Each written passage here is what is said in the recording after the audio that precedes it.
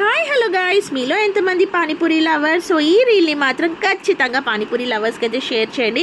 So already location చూసి అయితే చాలామంది అయితే గుర్తుపట్టే ఉంటారు కదా. సో ఇది వచ్చేసి మనకి రిసాలా బజార్ అండ్ బొలారం వెళ్ళే ఏరియాలో అయితే ఉంటుంది. ఎగ్జాక్ట్గా సాధనా మందిర్ బస్ స్టాప్ ఆపోజిట్గానే మనకి ఎస్కే చాట్ బండార్ అని చెప్పేసి ఒక మంచి పానీపూరి స్టాల్ అయితే ఉంటుంది.